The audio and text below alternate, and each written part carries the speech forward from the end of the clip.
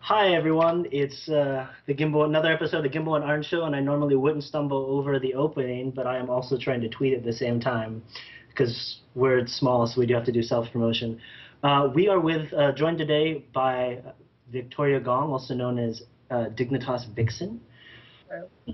Do you prefer Victoria, Vicky, something else entirely? Vicky. My Okay, whole life I've been called Vicky. Vicky, could you maybe give us a quick introduction of yourself? Hey, my name is Vicky. Digital xVixen, better known as, I guess. I am an interviewer for them. I did start off as an editor, and I guess I'm hostess of xVixen Gets Personal for Team Dignitas. So I think most people know you for your interviewing, and so we're going to focus a lot on that. Before that, I always like to, when talking with people who come on the show, I always like to sort of learn about their initial inspiration for gaming, where they caught the bug. Okay. So tell us about the first game you remember. The first game I remember would have to be Super Mario. I think Super Mario World for Super Nintendo. The reason why I remember is because when I was really young, I my parents owned like a lot of businesses, so they would hire babysitters or just dump us on our older relatives. Yeah. So my god sister, she had Super Nintendo, and let me let you know, like I didn't have any video games at my house at all at that age. So whenever we went over there, the only thing she would do to like keep us quiet, me, my sister, and my brother, was to basically here play this game. So Super Mario World, definitely my first ever game I've ever played. Was it just, and what did you, I mean, was it Super Mario that sort of you caught the bug, or was there another game that you just, what about it? Well, okay, there was another game that actually, I guess, gave me the bug. Um, it would have to be Zelda. I think it's how do you say it? Ocarina of Yeah, Time. the Ocarina of Time. Yep, Yeah, yep. that one. The only reason that was because it was like, I guess when I was playing, it took a lot of skills. So Yeah, what yeah. me and my sister would do was, she would be like the one who would give me tips and stuff on how to play, and like it was like a family game. It was really weird. It was me, my Hmm. brother, and my sister. I was always like the one behind the controllers playing, and I think that was really what was it, because you have to use a lot of thinking, like you have like little puzzles in the Yeah. games and stuff. That was really kind of what was it for me. I actually enjoyed that a lot. Sorry to Super Mario World, but that is, yeah. So did you play a lot of games growing up, or was it sort of here and there, or? To be very honest, growing up, besides Zelda and I guess like DDR games and stuff like that, I focused mainly on going outside and hanging out with my friends. Maybe some school here and there, but Always I did. good. I, I wasn't like my siblings, my brother, and my sister. They are definite like serious gamers. They've developed what they call the iron butt, where they can sit for hours and play games. I don't have that. I wish I had that now because then I could ladder better. But no, most of the time I would try to go outside a lot. But I guess when it got dark and my curfew was up and I had to go inside, I would definitely play a lot of video games like DDR or I remember actually Where in the World is Carmen San Diego? I don't know if you know what that game is. It's a computer game. I mean, I know the show. What was the game like? It was basically there's like this spy named Carmen. You have to like go around finding her, but it was more of like an educational game as well. Oh. And being Asian, most of my games were educational. We had typing games, like basketball games, where you type in to make shot. Oh no. Yeah, that was pretty interesting. Oh wow. That That sounds like a really good time. that was, yeah. That sounds that sounds When you have terrible. nothing else to do, I it get. was it was Yeah, all terrible. right, fair enough. Terrible. Oh wow. Okay, so we start with Super Mario Brothers, we throw in Move to Zelda, and then we go through typing games, and then Typing somehow we end up in DDR. And in how do we DDR. end up at StarCraft or How do StarCraft we 2? end up in StarCraft? StarCraft Brood War or whatever. I don't even know. Mm-hmm. Has been in my life in the background for as long as I can remember. And I say in the background because what happened was my uncle and my aunt used to live in the basement of my house, and my uncle was a big gamer as well. besides all like the pilot simulation, whatever games, he Yeah, yeah. always was on StarCraft all the time, constantly, 24/7. So whenever we came down to say hi, borrow a DVD, he was always playing that game. So naturally, my sister and my brother picked it up, and they're like I said, the gamers. So they would play all the time. They brought that upstairs to our computer, and I would never get to go on AOL or well, anything Yeah. because they'd be there playing StarCraft, and they're like, "Oh, Vicky, come play." And I'm just sitting there like, no, thank you. I'm gonna go outside now. It was just unappealing to me. I really didn't like the way it looked. Yeah. I know that sounds really stupid, but I didn't even want to touch it. They're like, why don't you just try? Just try. I'm like, nope. So on Saturday, Sunday nights while they're playing StarCraft, I was out with my friends. And then one day when StarCraft Wings of Liberty came out, and there was like the midnight release. Yeah. Brother and my sister both obviously they reserved a copy, so they went and they're like, "Oh, might come with us." I was like, "Oh, whatever, nerds." so so I went. We went to the GameStop, and actually all my friends that I knew were there, which is really shocking. And they were like, "Oh, you play StarCraft?" I'm like, "No, I don't. I don't play StarCraft. I'm just a driver." So what happened was we had this whole conversation. They were talking about all this stuff, how great it was and whatnot, and I just had no idea what they're talking about. I'm like, what? Zerg what? Protoss what? So once my brother picked up the game, he's like, oh, I think I just jizzed my pants or whatever. It was something really weird. It was something really weird. Yeah. And they were looking at the box. Like, it looked pretty interesting, but I still refused to play because I stood my ground. I was like, I'm not playing. And they're like, why don't you play? I want to play. Still didn't play. So I started dating a guy. I'm pretty sure this is not the first time anyone's heard this, but I started dating a guy, and of course, he had to be a StarCraft fan. World of Warcraft, all that stuff, Diablo, StarCraft. So he also played 24/7, and eventually I lost my boyfriend. I was just like, what's going on? Why isn't he hanging out with me? And like we live together, Yeah. so imagine living with someone and not seeing them. It's just really weird. So Pretty one day I was bad. like, all right, Yeah. yeah. He went to work, and I was like, you know what? Let me go on my computer, see what's up. My brother actually put StarCraft on the computer and left it there, and he was like, play the tutorial. So I was like, oh, okay, play the Love it. tutorial. So I played it, and then campaign mode, and I got hooked. Actually, that was the end of that. I was stuck. So yeah, that's how StarCraft came into my life. Wow. So it sounds like it's really has been in the background for quite a while. Yeah, it's been in the background for ever since I can remember, very very little. So Huh. Okay, so you finally give in yes. and you give it a try. Hmm. But there's to me, I still want to know because I mean, so we're slowly moving through the story here. So you Hmm. try it, and how does Hmm. that eventually get you to actually wanting to do something in media? Oh, well, so I was playing nonchalantly for a while. Yeah. My boyfriend at the time was trying to coach me. He is Korean and he was fairly good at it. So whenever I sucked, he would like throw things. And Oh it just, God, that's a terrible way to teach. he would like, slam on the desk, throw things, and everyone's like, why can't you just do this? And I'm like, oh, stop yelling at me. But so what happened was he said to me, he's like, oh babe, why don't we go to Providence? It's really close to our house. Well, I'm in New York, so Rhode Island's not that far. Yeah. It was really close, whatever. I'm like, all right, whatever, whatever makes you happy. Let me see what this is about. In my head, literally, I was thinking of like a small little land party. There's nothing great. And so we drove there, we went, and I was just like in so much awe. I was like, wow, this is like a legit thing. And the community was so great. Everyone was so like into it. And it was like I guess in sports events, your fans talk amongst fans. It was kind of like that. And I didn't really think it would be that legit. So I was actually immediately amazed by it. And I saw people interviewing people, and I saw people playing, and their playing was. I was like, wow, this is definitely not the level of my play. I'm just like, people play like this. This is weird. So what happened was it actually started because he made a bet with me that if I get to platinum, he'll get me I think the Black Widow Uh, Ultimate keyboard, and if I got to gold, he'd get me like the Death Adder mouse or something. So after Providence, I was like, okay, I can do this.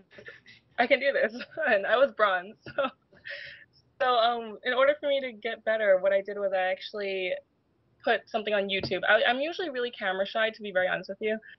And I made my first YouTube video saying that, you know, if you can help me get to like 100 likes or whatever, I'll give away a free mouse pad or whatever. And the reason being was because I wanted to stream my games and I wanted people to put their input in, because that's the only way I would get better, is to get input, and not from a screaming, raging maniac, you know, throwing things. Yeah, right. So I did that, and slowly but surely I remember my first esports friend. His name is Joey. He actually played for VVV for a little bit.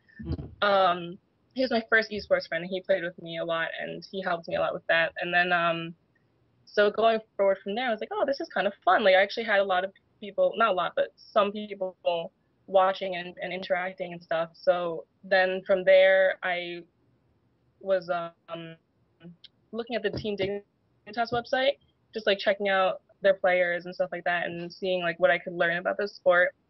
And then they actually had something that said like, oh, you know, we're recruiting, and I was like, oh, sounds interesting. And it was for editor's position, and I actually majored in education with a concentration of English.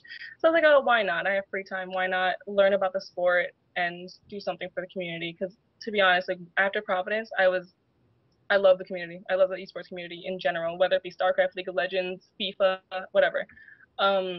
So from there, I applied and they accepted, and then I went through my trial, blah, blah, blah. And then after that, they actually came to me and they asked me, like, you know, do you want to do something along the lines of like an interview, video interview kind of thing? And I was like, sure. And that's how it all started. There you go. That's pretty fantastic. So is it, you know, if I'm understanding correctly, it sounds like you eventually, you know, found StarCraft, but you still didn't, the pro scene sort of hit you all at once, or the competitive scene really hit you at Providence, and you didn't know much before then? Yeah, I had no idea. Let me be honest with you. My boyfriend at the time would watch stuff like that, but I would just look at it, walk away, and go, you know, be a woman, cook my food, whatever, you know. And then he'd always tell me like, oh, why don't you watch these replays? It'll help you. I'm like, stop talking to me, like stop. So I wasn't really interested in professional level, because when we used to play 2v2, he would yell at me really, like if we lost, it was always my fault. So when I went to Providence, I was just like, these people were like in the mode. Let me tell you, the first one I ever saw, I think it was, I saw Boxer, Jinro, and Select actually playing, and they were just so in the moment, and it was like you could feel the intensity of the game, and I was just like, it was adrenaline for me.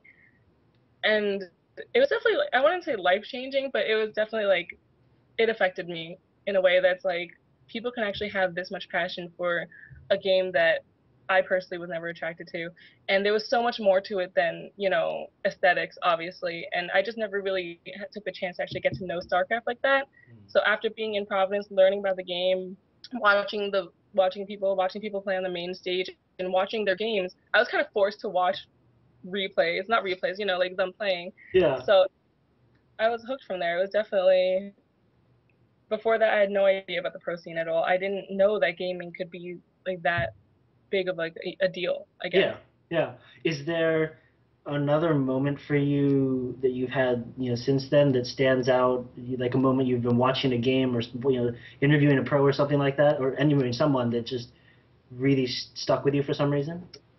What do you mean, like a moment? Like any moment? Any moment. I mean, as a spectator, as an interviewer, as an editor, if there's some moment while you've been interacting with the community that just really hit you, before then or afterwards, like looking back on it. Looking back on it, something that that really hit me. There's like a moment that stuck with me for a while that actually gave me like the drive to keep doing what I'm doing. If I'm answering that now. It had to do with the first person I interviewed, though. That's fine. Yeah, I'd love to hear. We'll go to interviewing. That's fine. The first person I interviewed was Stephen Bonnell, Destiny. And going into it, and I don't know if I'm going to get in trouble for saying this, but going into it, I was told, oh, be careful, beware, you know, he's an asshole, or he's to say like exactly what's on his mind in a not so nice way. And you know, I'm gonna be honest, I am a sensitive person, so I was like, oh, this is scary. And he's like my first interviewer, and like, as you know, I do give people time. Like I give them 2 weeks notice or something. I'll be like, okay, so can we do this in 2 weeks or whatever. So the whole 2 weeks, everyone's just like, oh, you know, like be careful, just beware, you know, just just don't listen to what he says.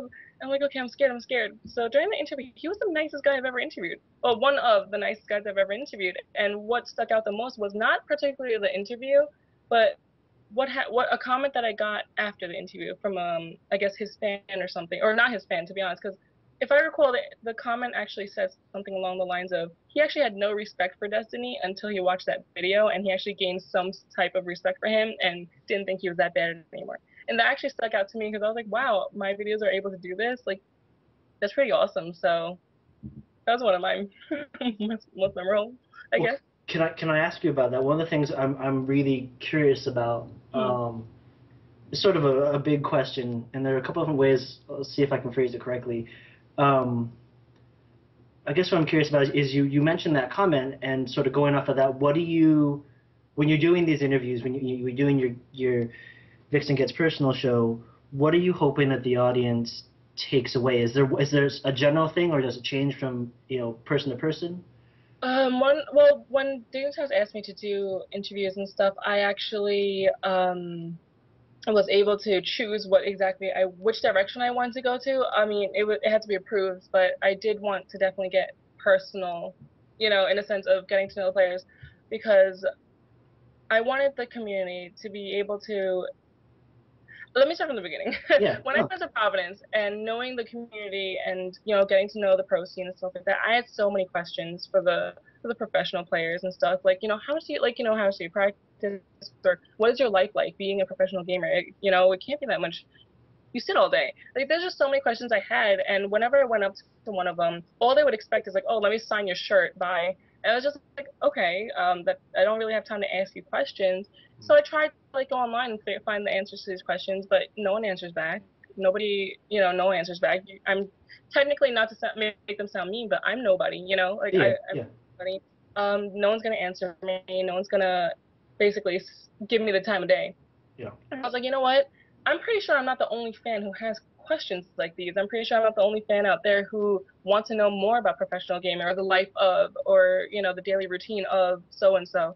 So I chose, like I told them, I was like, you know what? Let me do this whole gets personal thing and help the community out. So what I want my viewers to get away with is basically to watch the videos, be able to ask questions before I actually make these interviews. I actually set up forums a week prior to an interview, letting the community ask questions. I get a lot of comments on there saying like, "Oh, you're brain dead because you can't come up with your own questions." You're wrong. I'm not brain dead. I'm smart because there's a lot of people out there who have questions for these players and they can't get the answers. Yeah. So I mean, I want them to go watch this, get their answers, and be happy. Like I'm a big person in making people happy, I guess. Well, it's a really interesting and really I don't want to say cool, but that was the first word that came to mind. I was trying to think of something a little more sophisticated, but it's a really cool. It's a cool idea, and I think we see JP doing it now with Real Talk. He started doing that as well, where I think it's really cool to be able to ask put out the questions you personally want to know, and then be able to hear the answer. You feel so much more invested in that interview. Yeah. Exactly. It's not even just that. It's just you feel more of a connection. When I went to Providence, I did develop some, I guess, not fangirlism, but I've developed some, like, idols. I mean, does that make sense?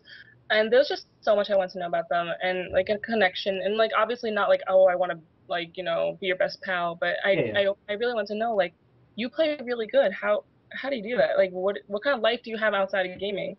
So, I mean, yes, JP does have amazing interviews, but it's the same concept. Like, it's important, I guess, for them to get away. I don't even know. It's important for them to come away from the interview Yeah.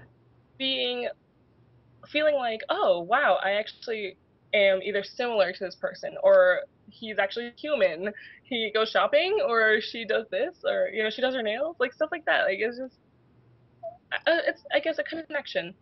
Yeah. That's wonderful. Let me check. Yeah, I'm seeing a couple questions. All right, guys, real quick, if you do have questions in about 10 minutes or so, I've already seen a couple. If you have any more, put them in chat, and we'll try and get them asked. If I don't ask your question, it's probably just because I missed it, because I'm terrible at keeping up with chat. So there will be we'll do another round of questions in the second half. The first half is going to be a lot more about Vicky and the interviewing side, and the second half is going to be more about Vicky, the non-gamer, the person with an actual life.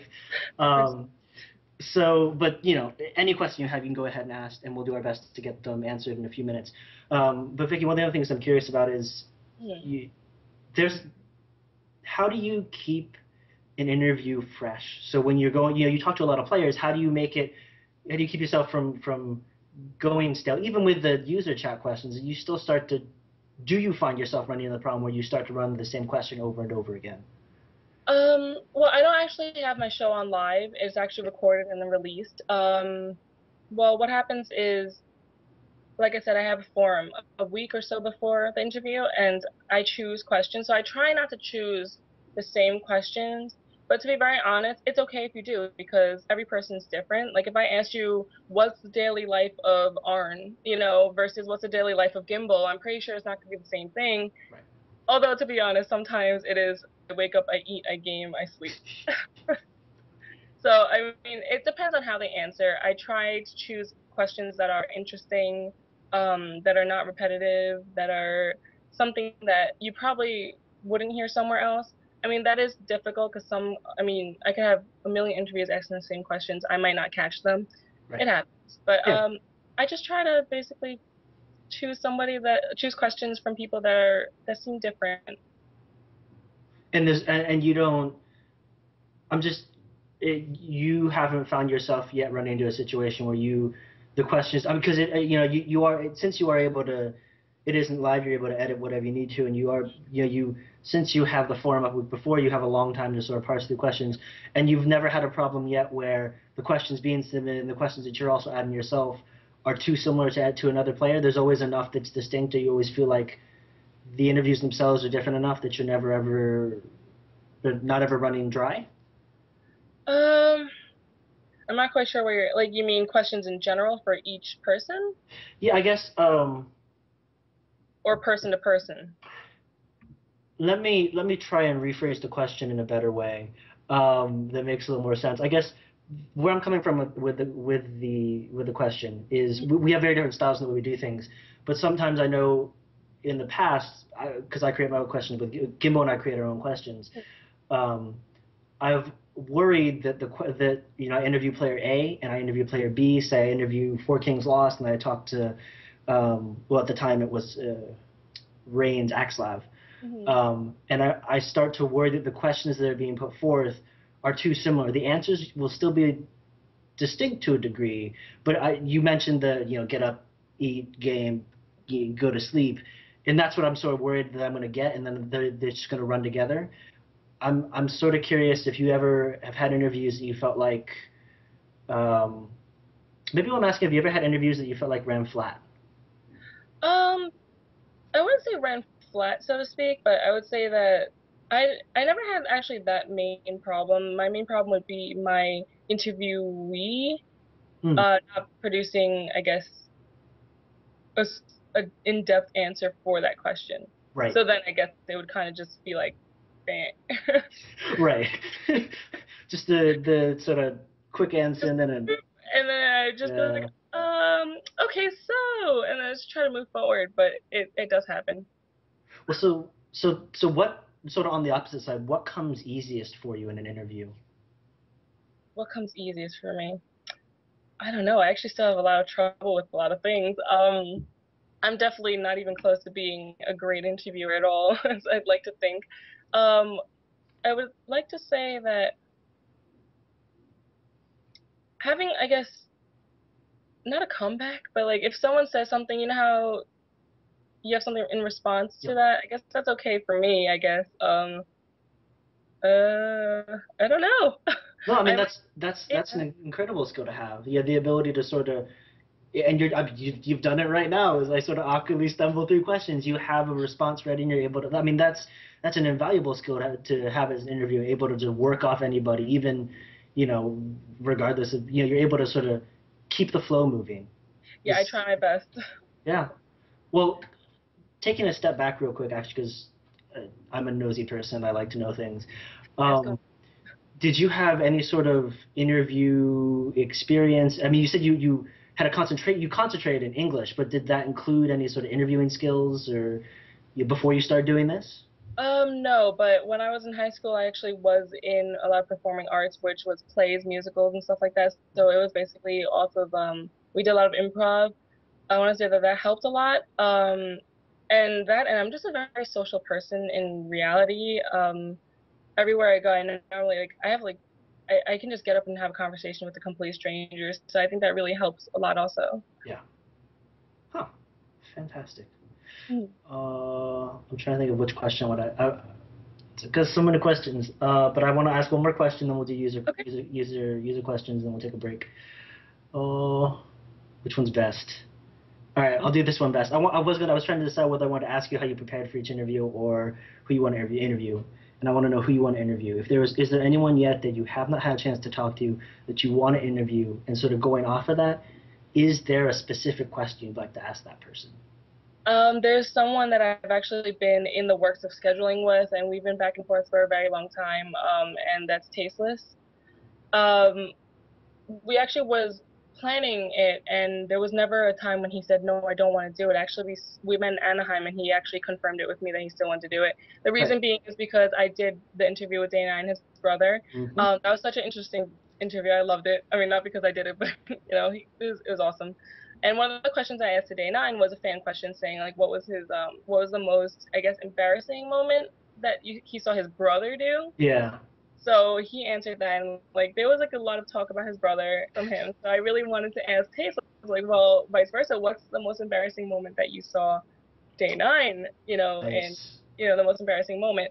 I haven't yet gotten to actually set an interview because he's so busy. He's from Korea, he's in Korea and stuff like that. So I haven't been able to actually have like a set time with me working and school's coming again. So, and that would definitely be who I want to interview the most. Well, there you go. Well, okay, I lied. I have another question now. Oh, For someone who hasn't seen a lot of your interviews, which one would you recommend they check out first? Like, which one do you just think is a really good primer to what you do and showcases your talents?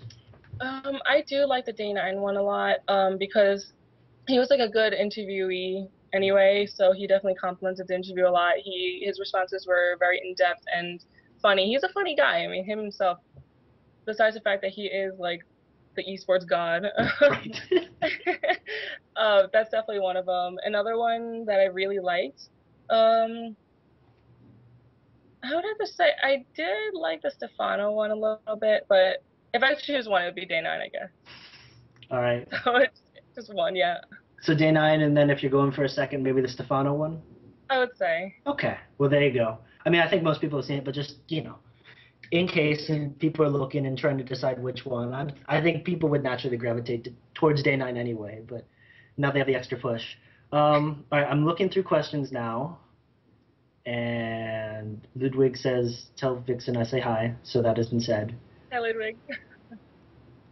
Oh, let's see. There's talk about patching. There's other stuff that I'm completely missing. Ludwig wants to know where you see yourself within 3 years. It's an interesting time. Within 3 years in the realm of esports. In the realm of esports in 3 years. Do you want my dream answer or my reality answer? Both. Let's start low and work ourselves big. So let's start with reality and then end with the dream. Okay, so in reality, I would have liked to do definitely more interviews and more coverages for many different events, hopefully out of state.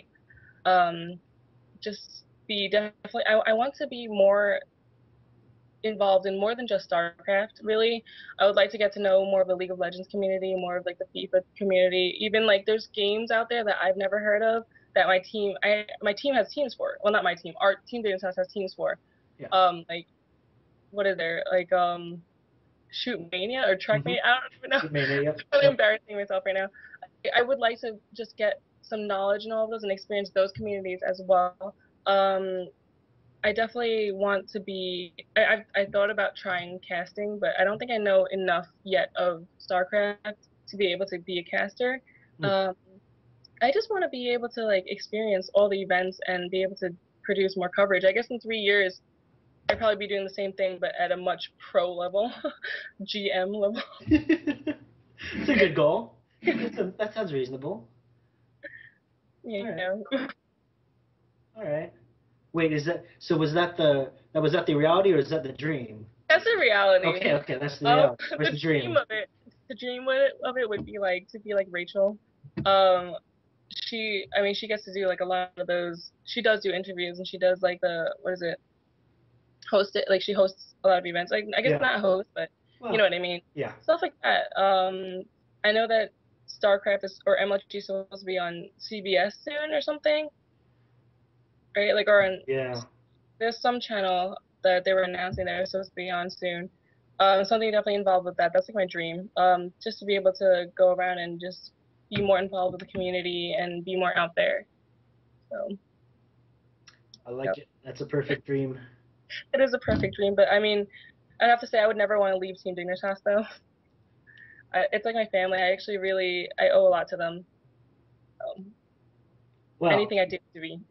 I mean, I definitely don't. Doesn't sound like the two are they're incompatible at all. Staying with Dignitas and having it all. Sounds like it could easily happen. Perfect dream right there. There you go. Sinistro has another question. Okay. Which let me make sure I get this right. He's saying, looking at your work, we can see that it lacks proper publicity. Not only he says not only on the Team Dignitas site, but also it sounds like not as much coverage on say TL, Reddit, and other sites.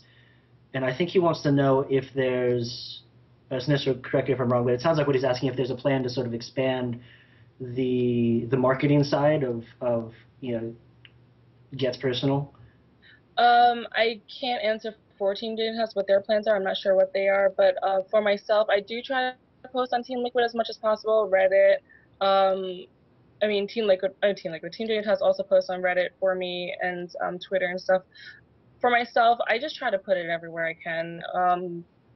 If people see it, they see it. If not, it's not. But to be honest, although I would like to see xVixen Gets Personal get out there more, the people who ask the questions on the forum are the ones who watch my video, and they kind of, they go away with they get their answers.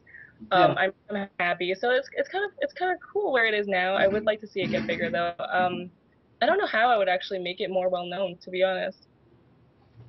I was actually just about to ask that, so there you go. I really don't know.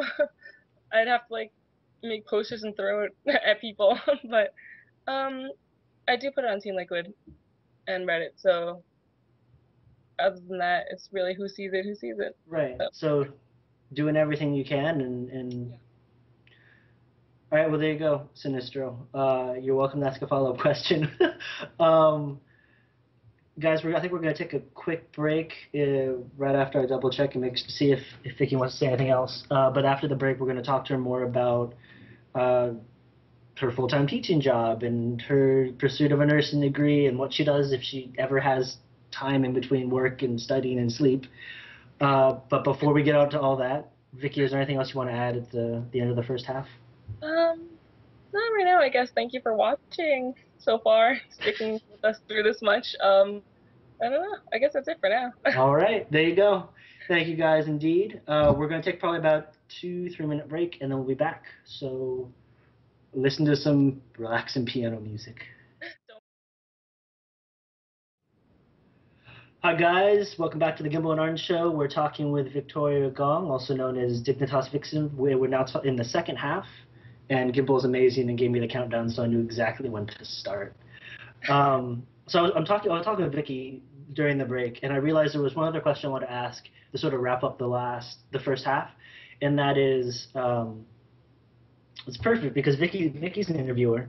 Among many other things, one of the things you are is an interviewer. You've talked to a lot of people, you've asked a lot of questions, you've read even more questions than that, and I'm curious if there is a question or a couple questions you yourself have ever wanted to be asked, so anything you've ever wanted a chance to sort of talk about or bring out in the open.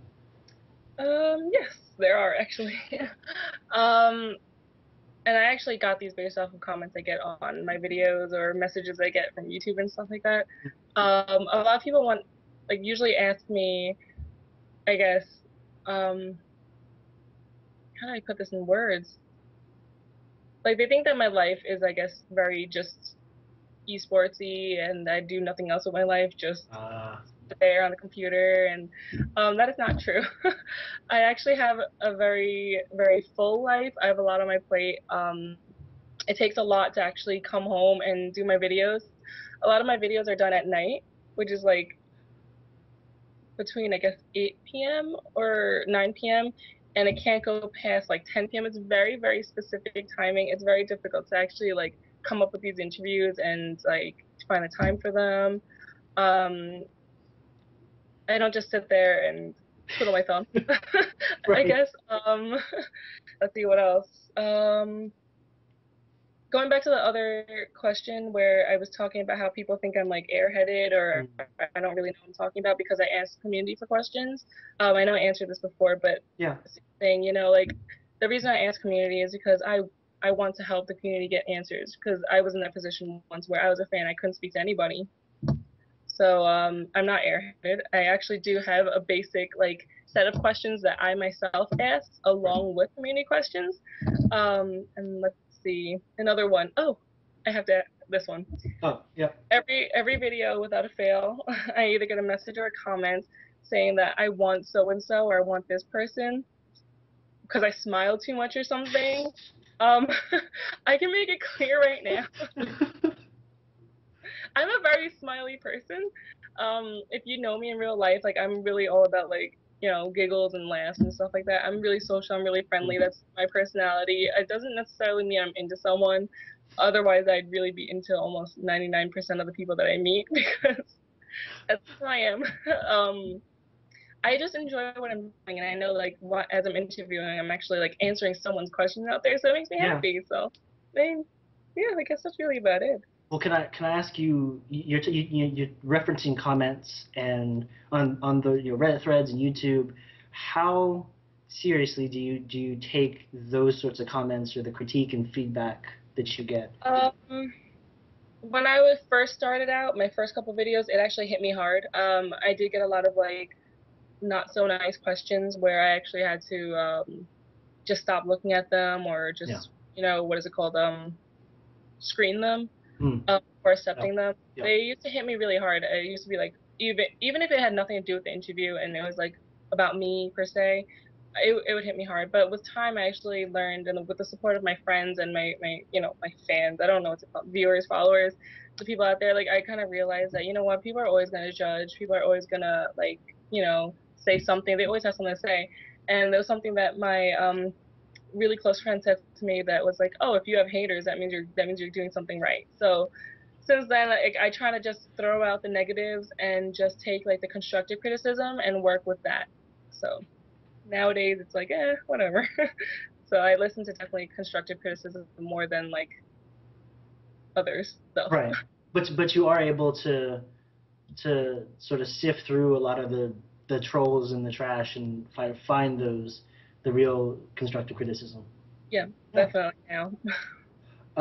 Real quick, I do want to say before we go on, guys, if you have more questions, put them in chat. I will try and get to them in the last probably 10 minutes or so. I think the interview is going to go a little bit long, but we'll try and keep it to right about an hour. But I do want to get into spend a little bit of time. You're talking about you have a very full life. You're a very, very busy person. Yes. Part of that I understand is you're a full-time teacher. Yes. That is Um, crazy. I have an education degree for early childhood education, so it is a teacher for younger kids, Mm-hmm. and they're 3 to 4 years old, and I have around anywhere from a day could be 8 to 10 of them at a time. I do have an assistant, which is mean to say, but she doesn't really do much. It is very difficult. I work 40 minutes away, so I wake up at 5:30 to 6 o'clock every morning, get to work at get ready, get to work at 8, and then I work through the whole day until sometimes 6 p.m., most times 5 p.m. Um, and then on a day where school's on, I would literally get off, go straight to school, and then go to school until 11 p.m. So it's very hard. Teaching is a very, very tiring thing. So Can you sort of run us through a little bit of a regular? I mean, I want to ask about the nursing and you're studying nursing as well, but first Mhm. on more about your position as a teacher. Like, what is it? What are the responsibilities involved in a day-to-day work? Um, Well, first off, like weekly, we have to produce a weekly lesson plan. I mean, I know it sounds weird. A lot of people don't know that 3 and 4 year olds do actually have a strict lesson plan and a strict like curriculum. They do actually work at a pretty like I don't want to say high end, but it's pretty like legit on the education and the academics of their children. So weekly, I have to produce a lesson plan. I try to do it the week prior. Right. And each day I would basically try to follow a lesson plan, which goes through literacy, language arts, sciences and math, arts, health and fitness, and I think that might be it. Oh no, dramatic play. And I think that might be it. So 6 things. And you have to make sure that every child is grasping the concept. So for me, every week would have a letter of the week, a number of the week, a theme of the week, which sometimes they try to help provide, but Right. you have to really do it on your own. And I guess just something that like you might have to improvise with. For example, if a million of my kids are not sharing and they're just like shoving each other into walls, which let me tell you does happen. I'll read a book about sharing and being nice and stuff like that. So Right. on a daily basis, I have to make sure to hit all the key points, as well as making sure that each child is grasping the information, taking home that information, memorizing it, and knowing what it is, not knowing that, oh, I'm looking at the letter A, that's just a letter A. No, like, A has a meaning. A is the first letter of apple or stuff like that. And like A is more than just that picture you see in front of you. I have to make sure that if it's sciences, like we did bean sprouts once, like they have to know how did the bean sprout? Like what is this seed? How does it, what does it need to grow? Um, Also, I have to make sure, obviously, safety, they're not killing each other, which they try to do a lot. They're eating healthy, all that stuff. And then at the end of the day, I guess like I have to fill out so many reports for each child and give a copy to their parents and just let them know this is what your child did today. This is what she or he's having problems with. This is what we're working on. This is what I would like you to help work on at home and stuff like that. So they're basically becoming my children because I have to do all these things and make sure that the parents at home are taking care of that as well. So Right. yeah. I mean, I think it's uh, easy for a lot of us, or all of us listening, to sort of overlook the complexity when you're first learning about subjects like this at that age.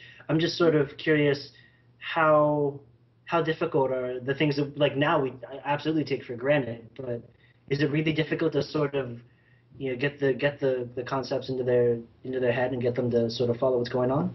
Yes, on a day where I have 8 or 10 children, because it can go really, sometimes kids go 3 times a week or so, but I've never had less than 6 children. Right. But on days when I have a full class, even 6 children, to get them to actually sit down and focus and listen and not hit each other, not run around, is a very, very, very difficult task. And had I had like a better assistant, she'd help me. She'd be able to help me, keep them still and sit still and stuff like that. But it really depends on your mood and on the atmosphere. Like if I go into class acting all like little kid joking around and stuff like that, my kids are gonna follow along and do the same thing. So I am considered, I guess, the strict teacher. I've been told by the director that I might be too strict, Right. but I am the no tolerance, play no games lady. So if someone gets 3 strikes, then they're sitting out, or I have to physically go over there and put them, make them sit down Mm. and stuff like that. It's very difficult, but if let me tell you how kids work actually. Kids feed off of each other. Yeah. They feed off of each other. So if there's one kid running around, she or he will get everyone else to run around.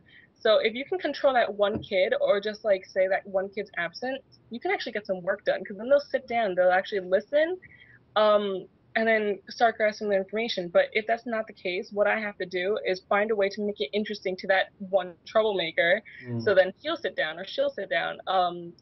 So it is very difficult to actually get them to understand what you're teaching them or to even listen. But I get it done. Well, what do you find? I mean, you obviously seem to be enjoying the work that you do. What do you What about it is so enjoyable? Why do you like working with kids? Um, Ever since a young age, I knew like I guess it's like the woman thing or something. Like you always want to grow up to be a mom or have kids and have a family and stuff like that. So ever since I was little, I grew up with that in my mind. I always volunteered at Boy Scouts of America. I was in Girl Scouts. I volunteered for summer camps, a lot of that, and like I just love kids in general. So just growing up, I knew I wanted to do something with kids. To be very honest, right now that is slowly shifting away, which is where the nursing comes into play because I realized that kids are great, but not a bunch of them every day for such long periods of time. I actually, there was a month or two when I couldn't sleep, and I know like some viewers now know I couldn't sleep. I would wake up constantly in the middle of the night. I would have severe headaches, and I was just so stressed out about work because of, it's just so very stressful to think about like, oh, what am I gonna do next? What am I gonna do if this happens? How am I gonna fix blank's problem of sharing, or how am I gonna get this person to stop fighting? It's just very stressful. Yeah. But to be fair, like I love kids. Like it's just one of my things, I guess. All right. Well, so you're starting to shift away now towards a different profession, which is nursing. Yeah. And that's what you're studying now, which is ridiculous that you're doing both, and then you're also doing esports. But Yeah. that's impressive on its own right. But I'm curious as to why you chose nursing as the switch, and sort of where you see that going. Okay, so the story goes, and there is a story, as of everything, there's a story. When I was coming out of high school, I did want to do something within the medical profession. It was between teaching or nursing. I knew I'm not that determined to be a doctor, so it was that or nursing, and I really want to do nursing. But my mom went to a fortune teller, and she said that I can't work with blood or fight the law, so Oh. I kind of got the tear just by that. So I said to myself, okay, so my mom's giving me this fair warning, don't work with blood, which means, I can't be a nurse. So I was like, all right, I'll just do educations. And then after I got my degree for education and working with kids and stuff, like I said, it was just so stressful. And just, it's not somewhere right now, I guess, in the job market that is really good anyway. Because if I eventually I want to move on to elementary school or high school and stuff like that, it's going to be very difficult to get a job. I know a lot of friends who have teaching degrees that don't have jobs and they've had teaching degrees for 1 or 2 years already. So it's really difficult. So I said to myself, you know what? My second passion would be helping others in a different way, which would be nursing. So why not go for that? Why not try for that? It is very difficult. Let me tell you, getting into a nursing program is extremely, extremely difficult. Um, I mean, I can actually blame myself because sometimes I could study more, but yeah, no, I decided to make the switch to nursing because I wanted to stay in the field of helping people. Like I said earlier, I do like making people happy. It's one of the things that I feed off of. So nursing is helping other people. So There you go. yep. So are you going to stay on teaching, working with 3 or 4 year olds until you've completed? I mean, is that the intent until you've completed your nursing degree? No, I actually am going to resign my position just so I can focus more on my education for nursing because, like I Yeah. said, it's really important. And what I found for myself is that I'm actually unable to work full time and pull A's, which I want to pull A's. Like, A's is kind of my thing. Like, I want to do that and want straight A's throughout. And I know it's really hard to do, but once I started working and I started working full time as a teacher, and then I started off with 3 or 4 classes. I ended up dropping 2. And then I ended up actually pulling a C+ in anatomy and physiology too, which is unacceptable. So I was very actually, I was very down on myself, really tough. So I decided that it was a really difficult decision, really work or go to school. So I decided that, you know what, I need to just do good and pull A's or at least B+s for the rest of the semester because it's really important to me, my education and my future. So I figured I'm gonna have to choose one. So I mean, I had to decide, and that's my plan, I guess. Yeah, no, I mean that makes perfect sense. It's one of the others already just a ton of Yeah, work, and basically even studying is like a full time for nursing is like a full time job. there's actually I mean, nursing. I mean, wait, what'd you say? Studying, right? Yeah, studying. Studying is definitely a full-time job, and sadly to say, I don't put enough effort into it. Um, I should probably. but I think I'd pull my hair and drive myself crazy. But besides school and stuff, there are a lot of like personal things that like hinder me from being able to do a lot of other stuff. So it's very difficult choices that I have to make, and my life isn't just, candies and butterflies. So I mean, nobody's is, but And yet somehow you have still found time to do these interviews. That to me is what's like so teaching or nursing is just is a monumental task on itself, and then for a while you were trying to do both, and on top of that you're doing the interviews. That's let me tell you crazy. something. I am very passionate about being with Teen Dating House, being an interviewer in general, being in the community in general. Like it's something that feels so, like something that just feels right. Like I have, like my best friend knows that I always say to him, like I feel like I should be doing something better. And this is before esports. I'm like, I feel like I should be doing something great. So I feel like I should be doing something better. I feel like I should be doing something, different. Yeah. And then when I started doing the esports stuff, I felt at home. Every event I went to, every interview I did, I felt at home. Um, when I go to like these events, like I just feel so right. Like it feels like I call her my alter ego because it's such a different personality from my personal life and my real person. Yeah. So it's my alter ego. Definitely more confident, but also more carefree. But I love doing, like, if I can make a living off of esports, I mean, it's a dream for everyone. Yeah. It's such a passion. Even if I can't make a living, I'll still probably find time for it. It's something I'm not ready to let go of yet, because if I made the decision between job, school, or esports, I took my job first. I know that sounds stupid to some, but I'm Yeah. happy doing this esports stuff. It makes me happy, and that's just what I enjoy doing. Mm. So. Would you actually? That was going to be my next question. Is sort of looking forward. So that is a real esports, and your involvement in esports is really a sticking point for you. That even going forward and really pursuing nursing is something you want to make sure that you hang on to for the foreseeable future. Yes, of course. Whether I've like if I do ever complete my nursing degree and actually get a full-time job as a nurse or whatever, I always will find time for esports. I always like I feel at a loss when I don't do anything for too long. Like I had a lull for a month or so where I haven't really done much esportsy things, and I had such a lull, and I feel just like incomplete. It sounds so weird, but like it just feels like your day's not complete, or like Yeah. you didn't do something right, or Yeah. it's Hmm. I enjoy it. It's something I wish to hold on to for like a very long time actually, and if the community allows it, then and support me, I'll be here. Well, I'm pretty sure you don't have to worry about support and about the community. You seem to have been very well received. Speaking of which, if your fans in the chat or anyone who isn't familiar with you who is coming to become a fan wants to ask questions, now's a great time. We'll probably ask them in about 5-6 minutes. Throw out any questions you have. But I wanna shift focus slightly, and Okay. ask you, in between everything that you do, there's got to be a little bit of time where you do something, do a hobby, or you get to, explore an interest of yours. What are they outside of gaming? It is very difficult for me to find time for myself nowadays. When I do have a little bit of time, say like an hour or so before bed, I'll probably read a book.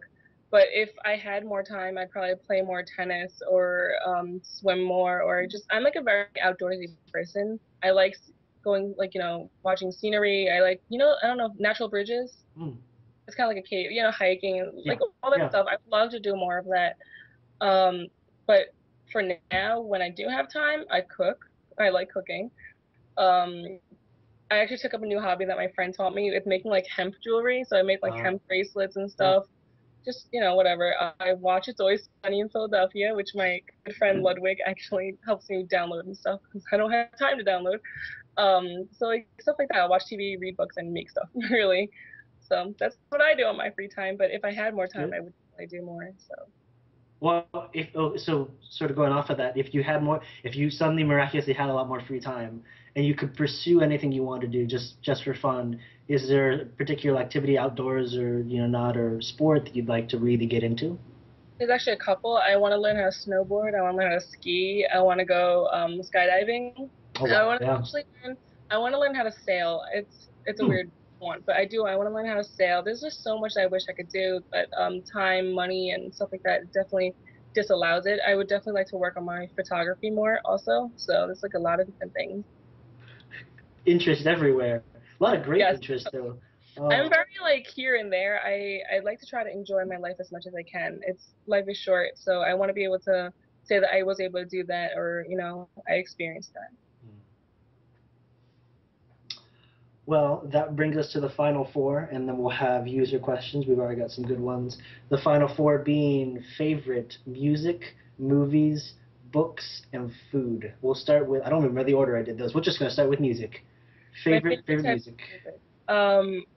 At the moment, it's country, which is really weird because I used to say that I hate country until my friend actually introduced me to a band called the Zach Brown band and the band Perry. I'm actually into it. It actually makes me feel really like happy-go-lucky. I would really listen to it on the way to work. But my general music I like would be classical, mostly piano, and I guess I would say like mm, not death metal, but like what is it, classic rock? Hmm. Honestly, I don't even know the genre. That's pretty sad. Do you have a band? Mm, Mind? I don't really know bands. That's How sad is that? I'm pretty that's. pathetic. I'm terrible with names myself. I'm I'll really put you on terrible. the spot. Yeah, I'm terrible with names of bands. I know that. I mean, I do like. Let me see. Saving Abel or Abel, one of the Try to bands see.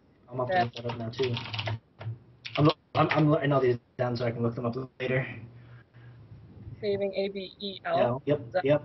I used to be really, really into the Sex Pistols when I was in junior high school. That's the first concert I've ever been to, and that's really about it. Other than that, I don't really go for bands. I just put in my I have like a squeeze box radio. You Mm. just put in like one song, and it actually links you to like all the songs that are like it, like different. Okay. Okay. Yeah. So Yeah. that's what I really do. Um, yeah, so that's really about it. I'm not really picky with music, so. With classical, do you do the same thing with classical? I was just curious if you heard of Yoruma, the composer. Yes, I was gonna say Yuruma is actually my favorite. He's actually one that I do know. He's my favorite, all-time favorite. It definitely helps me relax. I love it. Favorite. Amazing, amazing music. Yeah. Yeah. All right. And I was thinking of a couple songs in my head. One of them being I think River Flows in You. Yes, It's that's a actually really good. good one. I have that on my playlist. Trying to transpose that really slowly into guitar, but it's taken me forever because I'm a terrible player. But Oh, my I actually tried dreams to play it. myself. Oh, I actually nice. taught myself how to play guitar. That went good for about like a month, and then my brother stole my guitar. Oh. I guess got jealous of your He's rising actually really fame. good now at it, so good for Yeah. him. Well, so maybe at some point he'll give it back to you after he's Say, I'll steal it back. mastered. It's a good. That's always a valid option. So where were we? Music, Hmm movies, films. I like The Notebook for a movie. I'm really that type of girl. I am. I'm. It's sad, but I am. I'm with that. Let's see that one and what other movies? I think that's really it. I mean, as a kid, I had a favorite. It was called El Dorado. It was a cartoon though. El Dorado. That sounds Yeah. really familiar to me. It's like about these two guys who look for the Golden City and then they get in, but then these Oh yes, oh, yes. the horse. I don't know. That was my all-time favorite when I was little. I used to watch it every weekend, but for some reason it would be every Sunday. And you know, like when you have like you're going back to school on Monday feeling, so you have Yeah. like that weird gut feeling.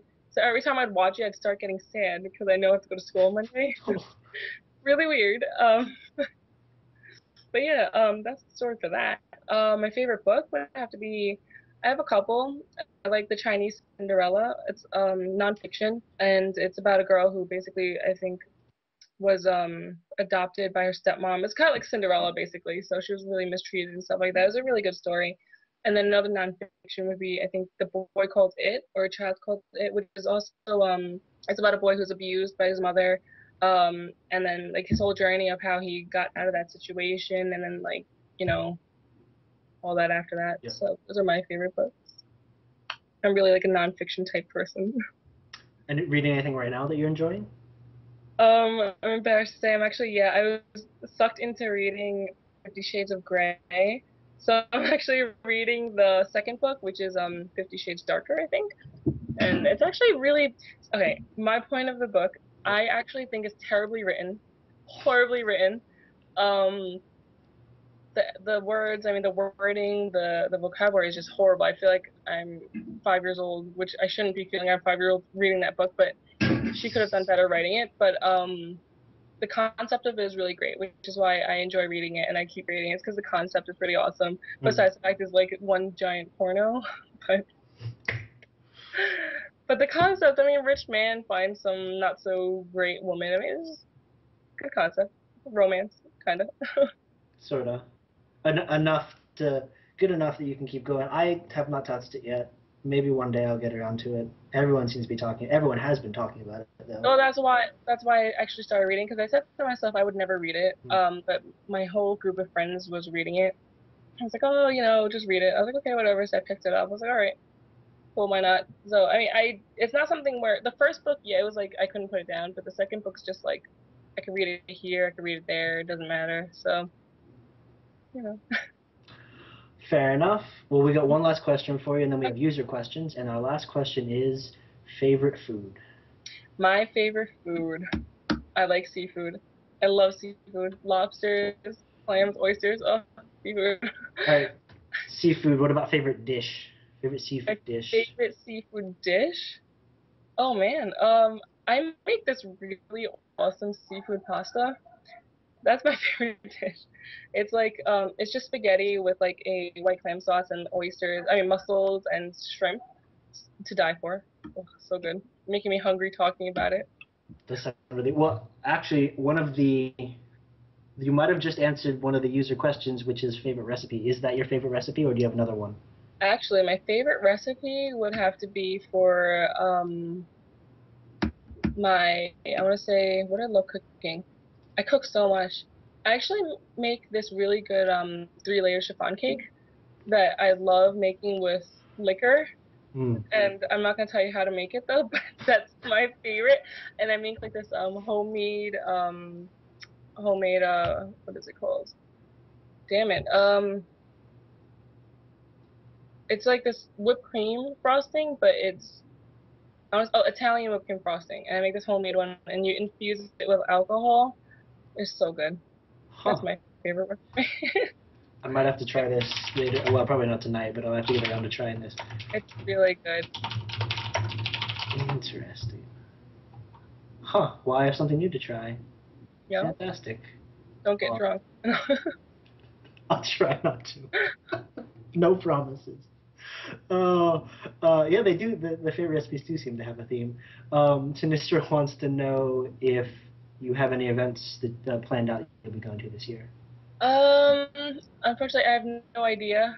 This year, I mean, I do wish to go to several of them, like Raleigh and I think there's PAX somewhere soon. But with school and funding, like I probably don't know right now. But if I could, I'd go to all of them. Fair enough. Well, if we're lucky, we might. If we both get a chance to go to Raleigh, I might get a chance to say hi to you there. Hopefully, Yeah, that. sort up in the air too. But if we ever do meet in an event, hopefully we'll get a chance. I can interview you again. I can Yes, you interview can. you again, and it Raleigh or I don't even know. Maybe if there's another event in Rhode Island or something. I don't I know. think there is. Don't they have another one in Providence I thought later? they had one in Providence, but I wasn't sure. I don't Well, know. maybe that will happen then. But all right, looks like we're good to go. So since we're ending the show, are there any shout outs? Where can people follow you? Let us know. Well, I mean, I would like to thank Team Dignitas for everything they've done for me, supporting me and being basically my backbone.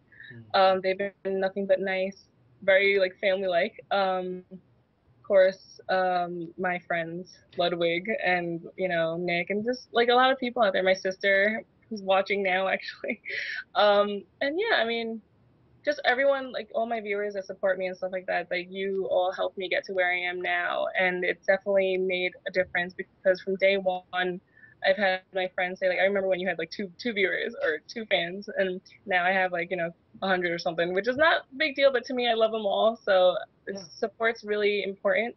And yeah, I guess if you aren't following me already, you can follow me at Twitter at x_Vixen. And I guess that's it. Thank you for watching. There we go. Perfect. A wonderful interview. See, you were worried about it at the beginning, but it's been I was very, grand. It's been great. I It's was wonderful. never on the opposite side of an hour-long interview. But it was you were worried about like being able to fill up an hour. It went pretty quick. It went pretty It did quick. actually. It did, Yeah, and it went over a little bit, and it's fine. exactly. There you go. Oh, my Uh, brother's watching too, so hi, Vin. oh, there we go. That would be really, really bad. Forget your brother. I almost forgot my brother. Yeah. Good save. All right, guys, that will do it for this show. It's been a blast. Thank you, Vicky, obviously, for coming on the show.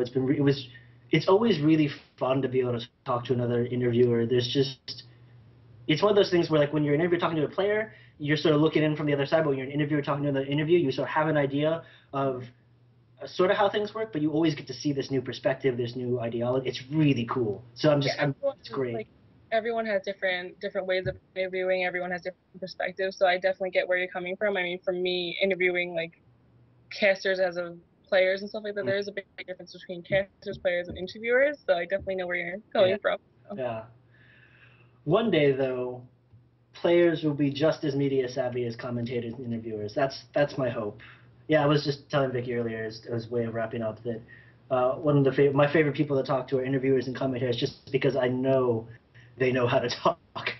That if I can ask them a question, they will talk for the next 5 hours if they want to. And players, players are really wonderful, and there's a lot of depth to them, but sometimes it's sort of hard to pull that out. They're sort of shy, or they're not used to really talking about themselves. Mm-hmm. Commentators and interviewers are just have at it. just go at it. Yeah. All right, guys, but that will wrap up the show for today. Thank you, everyone, for tuning in. We're not quite sure who we're going to have next week yet. We're looking to get someone from, hopefully we're going to get someone from the EVE Online community. They just finished up their the Alliance tournament, the yearly tournament, PvP tournament. So we're hopefully going to get, if we'd like to get Michael Bolton. But we're going to work that out, see if we can get someone from EVE, see if we can get someone from StarCraft as well. And so if everything goes as planned, we'll tell you more about it. Next week should be the first show where we start talking to multiple members, people from different communities, have them on the same show and sort of get that cross-communication going. But we'll update you further in the week as we sort of get things cemented out, as well as what things look like going forward. Thank you, everybody. Catch you later. Thank you.